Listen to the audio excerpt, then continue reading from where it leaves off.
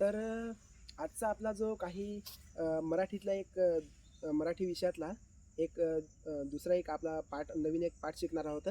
तर ते पाठाचं नाव आहे अभियंत्यांचे दैवत. त्याचे जे लेखक आहेत ते डॉक्टर विश्वेश्वरय्या. तर ते विश्वेश्वरय्या हे त्याचे आपले जे धड्याचे लेखक आहेत. तर ते लेखकांनी आपल्याला काय नक्की सांगायचा प्रयत्न केला आहे, तर ते आता आपण सुरुवात करणार आहोत ते धड्याला. तर सगळ्यांनी इकडे जरा लक्ष द्यायचं आहे सगळ्यांनी. आता मी थोडक्यात तुम्हाला सांगणार आहे त्याचं स्पष्टीकरण.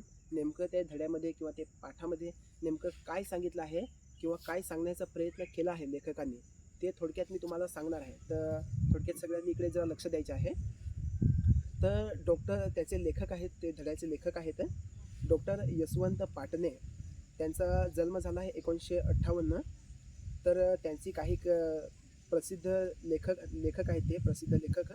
तर त्यांचे जे आपले लेख आहेत ते एक आहे शेकोटे आहे, त्याच्यानंतर मग सुंदर आहे, सुंदर जगण्यासाठी, त्याच्यानंतर आहे मग चैतन्याचे चांदणे, त्याच्यानंतर मग जगाचे कल्याणा, त्याच्यानंतर स्वर्गगंगेची काठी, त्याच्यानंतर ग्रंथ आमचे साथी, त्याच्यानंतर मग उद्याचे आनंदासाठी, त्याच्यानंतर मग चांदण्यांचे हात, त्याच्यानंतर स्वयंशिल्पी, त्याच्यानंतर सहावे सुख, त्याच्यानंतर सत्यशोधक तेंडुलकर, इत्यादी इत्यादी जी त्यांची काही पुस्तकं आहेत, ती पुस्तकं आता त्यांचे आपल्या जसे नवीन वेगवेगळी काही आहेत, तर त्याच्यातून एक विचार करण्याचा त्यांनी एक क्रम आहे. तर तो क्रम ह्याच्यातून त्यांनी स्पष्ट केलेला दिसतो.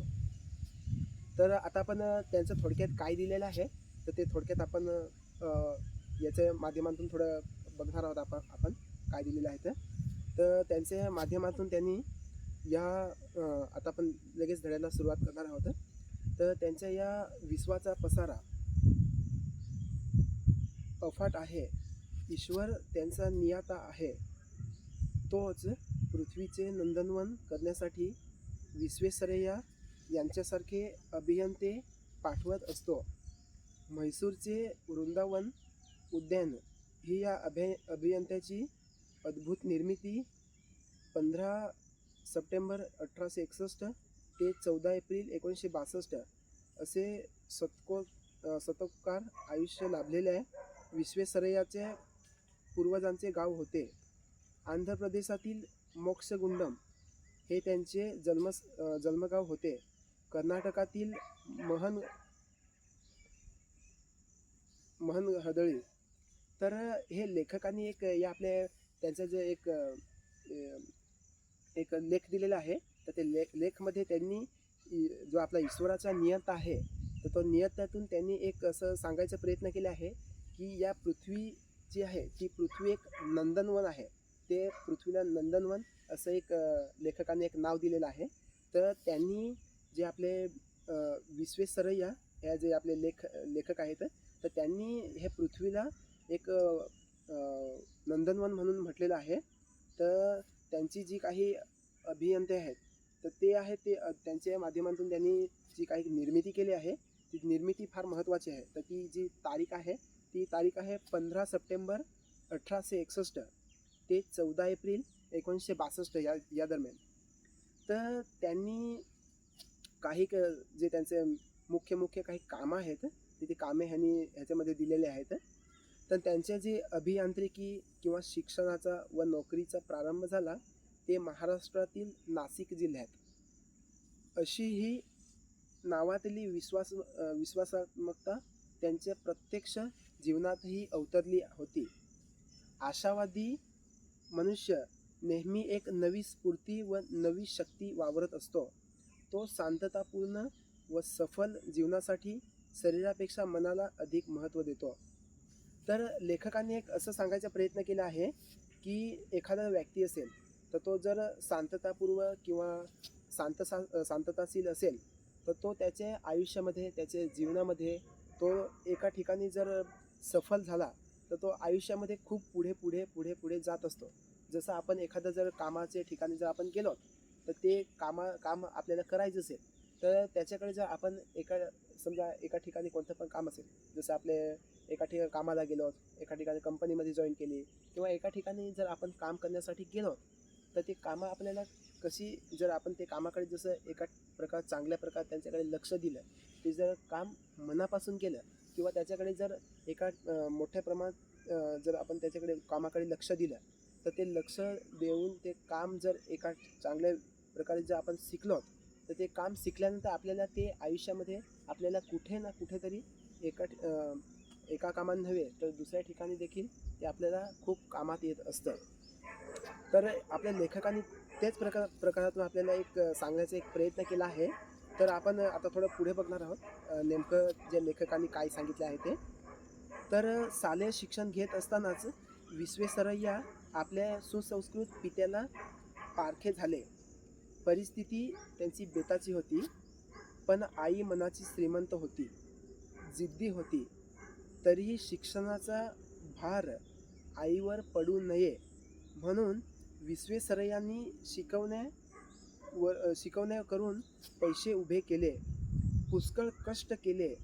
कष्टाच्या कमाईतून महाविद्यालयांची पदवी प्रथम श्रेणीत उत्पादन केली. पुढे प्राचार्यांच्या सल्ल्यानुसार पुणे गाठले. तेथे अभियांत्रिकी महाविद्यालयात प्रवेश घेतला. 1883 मध्ये ते अभियांत्रिकी पदवी परीक्षेत मुंबई प्रांतात प्रथम श्रेणीत आले.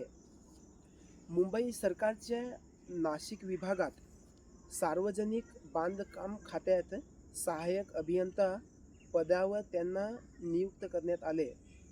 त्याच्यानंतर त्याच्यात 5 वर्षी त्यांनी खानदेशामधल्या एका नाल्यावर पाईप बसवण्याचे अशक्यप्राय व आव्हानात्मक काम मोठ्या कौशल्याने करून दाखवले. त्यांच्या कामावर वरिष्ठ मंडळी बेहद खुश झाली व त्याचीच फलश्रुती म्हणून सिंध प्रांतातील शक्कर शहराच्या पाणीपुरवठ्याची क्लिष्ट जबाबदारी त्यांच्यावर सोपवण्यात आली. तर हे जे लेखक आहेत, त्या लेखकांनी वेगवेगळ्या जे आपल्या काही महाविद्यालयात त्यांनी जे वेगवेगळ्या पदव्या घेतल्या, काही जे डिग्री घेतली, तर ते डिग्रीच्या माध्यमातून जे काही त्यांना वेगवेगळे कामं मिळाली, जसे ते वेगवेगळ्या कामावरती किंवा वेगवेगळ्या कारखान्यामध्ये गेले, तसे त्यांना जे काही पदवीच्या माध्यमातून किंवा पदवीच्या स्तरावर त्यांना असे वेगवेगळ्या नोकऱ्या मिळाल्या. जसे त्यांना वेगवेगळी पदवी प्राप्त केल्यानंतर खानदेशामधील जे काही एक कारखाना आहे, तर ते कारखान्यामध्ये त्यांना एक अशा प्रकारचे कामं मिळाले जे आपले अशक्य आहेत. अशक्य कामं म्हणजे जसे नाल्यामध्ये जे पाईप बसवतात, तर ते पाईपचं कामं मिळाली. तर ते कामाच्या माध्यमातून त्यांनी एक मोठी जी काही आपली वेगवेगळे कष्ट करण्याची किंवा एक त्यांचा विचार स्पष्ट करण्याची जी काही त्याची एक शक्ती आहे, तर ती त्यांनी हे आपल्या पाठातून एक सांगण्याचा आपल्याला प्रयत्न केला आहे की तुम्ही आपल्या जीवनामध्ये, आपल्या आयुष्यामध्ये तुम्ही खूप मेहनत घ्या व कोणतेही काम अशक्यप्राय नसतं, पण ते काम कसं आपल्याला आपली जी काही मेहनत आहे, आपली जी चिकाटी आहे, त्या चिकाटीच्या माध्यमातून ती कशी आपल्याला सांगता येतं, याच्याकडे आपण थोडं लक्ष द्यायचं आहे. तर त्याच्यानंतर पुढचा एक मुद्दा आहे, तो म्हणजे झाले असे शक्कर नगरपालिकेने गावाला पाणीपुरवठा करण्यासाठी सिंधू नदीच्या किनाऱ्यावरील एक उंच डोंगरावर एक जलाशय बांधला होता. नदीचे पाणी मोठ्या पंपाने खेचून ते जलाशयात साठवले जाई. मग वाळू मिश्रित गढूळ घाणेरडे पाणी मुक्तपणे नागरिकांना पुरवले जाई. बिचाऱ्या नागरिकांना पाणी सोसवत नव्हते आणि प्रचंड खर्चामुळे पाणी फिल्टर करणे महापालिकेला झेपत नव्हते. विश्वेश्वरय्यांनी हे आव्हान स्वीकारले व त्यांनी अत्यंत व्यावहारिक व अल्प खर्चिक तोडगा काढला. तर लेखकांनी एका महानगरपालिकेमध्ये सक्कर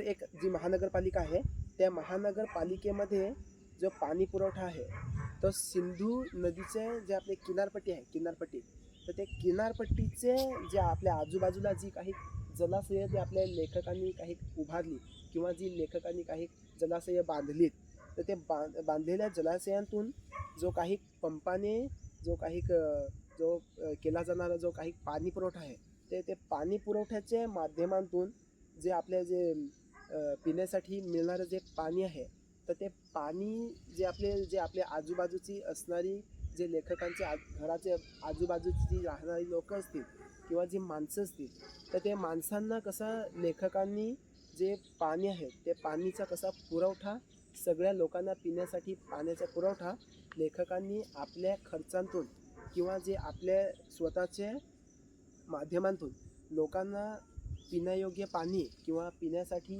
लोकांना जे लागणारं पाणी आहे, तर ते पाण्याची व्यवस्थापन ते लेखकांनी कशा प्रकारे केलं हे थोडक्यात लेखकांनी आपल्याला हे त्यांचे जी थोडक्यात जे आपले सांगितलेले एक बाब आहे, तर त्या बाबींतून त्यांनी सांगायचा एक प्रयत्न केलेला आपल्याला दिसतो. त्याच्यानंतर आपण पुढचा मुद्दा बघणार आहोत. तो मुद्दा म्हणजे पात्रातच एक खोल व एक गोल विहीर खोदून काढायला लावली. विहिरीच्या तळापासून नदीच्या प्रवाहाखाली एक बोगदा खणला. नैसर्गिक पद्धतीने विहिरीमध्ये स्वच्छ व शुद्ध पाणी साचू लागले. स्वप्नातही दिसणार नाही असे जलामृत आपल्या अंगणात आणलेले पाहून सक्करकरांच्या डोळ्यात आनंदाचे पाणी आले. तो साऱ्या भारतीयांच्या कुतूहलाचा कौतुकाचा विषय झाला. त्यांनी 1907 मध्ये सेवानिवृत्ती स्वीकारली. त्यांच्या सेवेचा गौरव म्हणून मुंबई सरकारने त्यांना पेन्शन चालू केले. त्यांनी गरजेपुरते पैसे ठेवून सारी पेन्शन गरीब विद्यार्थ्यांच्या शिक्षणासाठी व शैक्षणिक संस्थांच्या उभारणीसाठी खर्च करायला सुरुवात केली.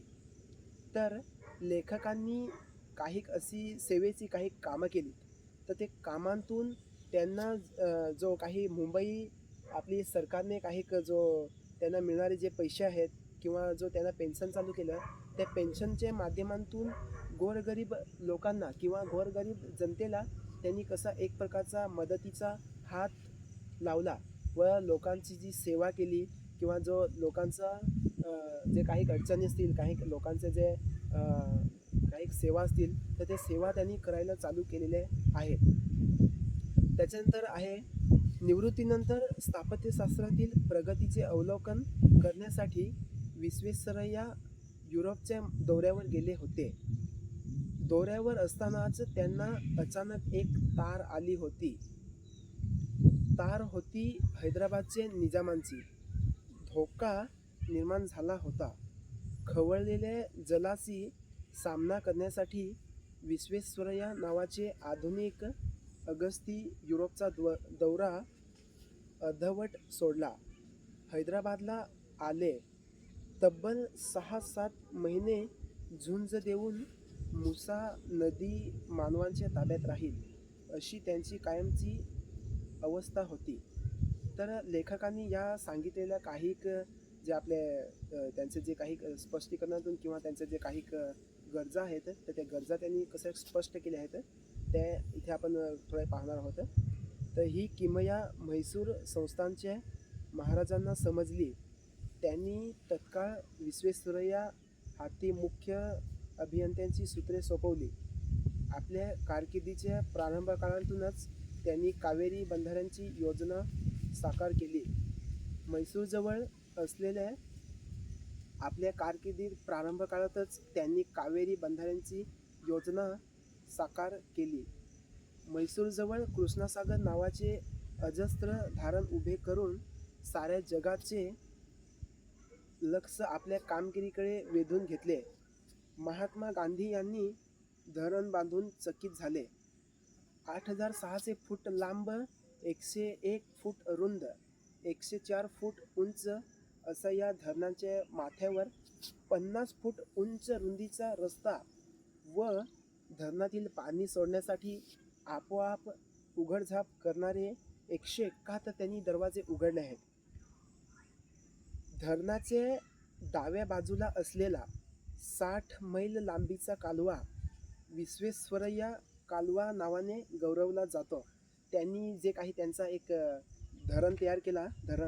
ते धरणाचे 171 दरवाजे त्यांनी तयार केले आहेत. तसेच त्यांनी जी काही आपली धरणं बनवली, त्या धरणाचा जो काही 60 मैल लांबीचा कालवा, तो एक विश्वेश्वरय्या या नावाने जो काही तयार केलेला जो काही कालवा आहे, तर तो कालवा या ठिकाणी खूप प्रसिद्ध आहे किंवा खूप फेमस आहे. तर तो यांनी हे आपले जे काही धडा आहे, तर त्या धड्यामध्ये एक स्पष्ट करून दिलेलं आहे. त्याच्यानंतर आहे, या कालव्यांसाठी डोंगर खोदून 3960 लांबीचा बोगदा तयार केलेला आहे. या धरणातून ठराविक पाणी विश्व समुद्रम धबधब्यात सोडले जाते व पाण्याच्या नियमित पुरवठ्यावर विद्युत निर्मिती केली जात असते. येथील ऊर्जेच्या बळावर विद्युत रोषणाईने उजळून निघतो. म्हैसूरचा जो काही राजवाडा आहे, म्हैसूर येथील जो काही सुप्रसिद्ध राजवाडा आहे, त्या राजवाड्यातील आपलं वृंदावन जे काही उद्यान आहे, त्या उद्यानामध्ये लोक वेगवेगळ्या ठिकाणाहून, वेगवेगळ्या स्तरावरून किंवा वेगवेगळ्या देशांतून जी काही आपल्या ह्या ठिकाणी जे काही भेट देण्यासाठी येत असतात. तर तो आपलं जे विश्वेश्वरय्या आपले जे लेखक आहेत, ते लेखकांनी त्यांच्या जे आपल्या स्वतःच्या खर्चातून किंवा स्वतःच्या माध्यमातून त्यांनी जो काही तयार केलेला जो काही मुद्दा आहे किंवा जो काही घटक आहे, तर त्या घटकाच्या माध्यमातून त्यांनी वेगवेगळ्या जे काही असे घटना आहेत, तर त्या घटनांच्या माध्यमातून त्यांनी हा जो राजवाडा आहे, तो राजवाडा तिथे स्थापन केलेला आहे किंवा जो तिथे तयार केलेला आहे, त्याला वेगवेगळ्या देशातील किंवा जे वेगवेगळ्या स्तरावरील किंवा वेगवेगळ्या स्थानांतील जी काही लोक आहेत, ती या ठिकाणी भेट देण्यासाठी येत असतात. तसेच आपल्या कर्तृत्वाच्या जोरावर विश्वेश्वरय्या म्हैसूरचे दिवाण झाले. म्हैसूर विद्यापीठ पोलाद कारखाना, सिमेंट कारखाना, रेशीम, चंदन, तेल, साबण उत्पादन केंद्रे उभारण्यात त्यांचा फार मोठा मोलाचा वाटा आहे.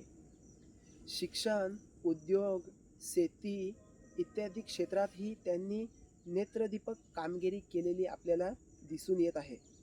मुंबई औद्योगिक शिक्षण संस्थेचे जे काही तिथे आपले मुंबई येथील जी औद्योगिक शिक्षण समिती आहे, तर त्या समितीतील जे काही अध्यक्ष आहेत, त्या अध्यक्षांमधील मुंबई महानगरपालिका काटकसर समितीचे अध्यक्ष, भारतीय अर्थविषयक समितीचे अध्यक्ष, नवी दिल्ली राजधानी समितीचे सल्लागार, अशी अनेक त्यांची जी काही विविध जी काही पदे आहेत किंवा त्यांची जी काही वेगवेगळी स्तरं आहेत, त्या स्तरावरती त्यांनी त्यांची जी पदं आहेत, त्यांची जी डिग्री आहेत, ती त्यांनी तिथे स्थापन केली आहेत किंवा तिथं त्यांची जी आपली काही जी पदं आहेत, ती तिथे त्यांनी स्थापन करून त्यांच्या आपली जी काही विकासाचा क्रम आहे, तो त्यांनी वाढवण्यास प्रयत्न केलेला आहे. त्याच्यानंतर आहे कराची, बडोदा, सांगली, नागपूर, त्याच्यानंतर मग राजकोट, गोवा इत्यादी नगरपालिकांना, तसेच इंदोर, भोपाळ, कोल्हापूर, फलटण इत्यादी संस्थांना त्यांनी अडचणीच्या काळात मौलिक मार्गदर्शन केलेले दिसायला आपणास मिळत आहे. त्याच्यानंतर आपल्या विषयांतील अचूक ज्ञानासाठी विश्वेश्वरय्या विश्वविख्यात होते. एका रेल्वेतून प्रवास करीत असताना या अभियंत्यांच्या कानाला रेल्वेच्या आवाजांची लय चुकल्याची जाणीव झाली. रेल्वे थांबवण्याचा त्यांनी आदेश दिला. रेल्वे थांबली आणि मग समजले, पुढे 1.5 किलोमीटर अंतरावर रेल्वेचे रूळ उखडले गेले आहेत.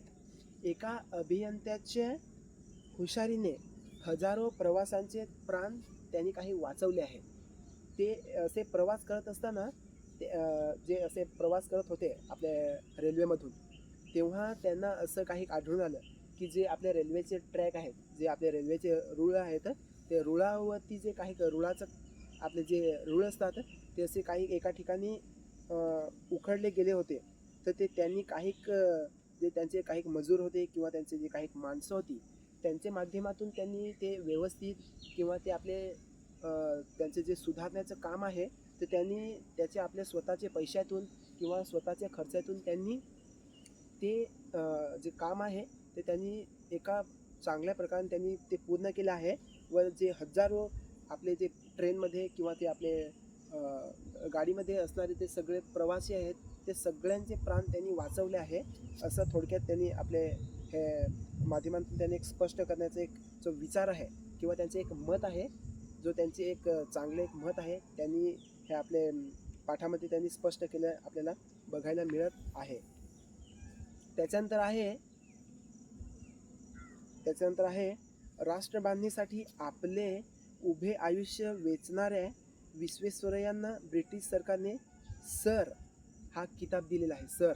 सर नावाचा हा किताब दिला. तो आपल्या राष्ट्रबांधणीसाठी असेच आपले जे काही उभे असणारे त्यांचे जे आयुष्य आहे त्यांचे लाईफ आहे त्यांचे जे काही जीवन आहे त्या जीवनामध्ये त्यांना सर हा किताबाने सन्मानित केलेलं आपल्याला बघायला मिळत असतं.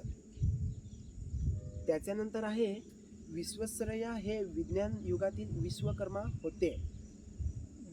झिजला तरी चालेल पण गंजू नका हा त्यांनी तरुणांना किंवा जे तरुण मंडळी आहेत तरुण लोक आहेत त्यांना हा त्यांनी संदेश दिलेला आहे. त्याच्यानंतर वयाची 90 ओलांडल्यानंतर तरुणांना त्यांनी पुढे उत्साहित केले. जे आपले नव पिढी आहे किंवा नव तरुण आहेत त्यांना पुढे जाण्यासाठी किंवा त्यांना पुढे कसं मार्गक्रमण करावे ह्यासाठी त्यांनी एक त्यांना संदेश किंवा त्यांना एक असा मार्ग दाखवला आहे. 15 सप्टेंबर 1961 या दिवशी साऱ्या देशांनी त्यांची जन्मशताब्दी साजरी केली. पंडित नेहरू यांनी विश्वेश्वरय्या यांना गौरवताना म्हटले, he is an engineer of integrity, character and broad outlook. म्हणजेच आपले इथे जे आपले काही ते विश्वेश्वरय्या यांना जो काही गौरवण्यात आले ते गौरवण्यात आलेले हे त्यांचं एक जी काही त्यांचं सेंटेन्स आहे किंवा त्यांचं जे वाक्य आहे ते वाक्यावरून त्यांना असं एक गौरवताना एक सर म्हणून ही जी पदवी दिली ते पदवीवरून त्यांना जे काही पुढे सन्मान मिळाला किंवा त्यांना गौरवण्यात आलं त्याच्यावरून त्यांना एक त्यांची जी एक दिलगिरी व्यक्त केली ती ह्या पाठामध्ये ह्या लेखकांनी सांगायचा एक प्रयत्न केलेला आहे. नमस्कार.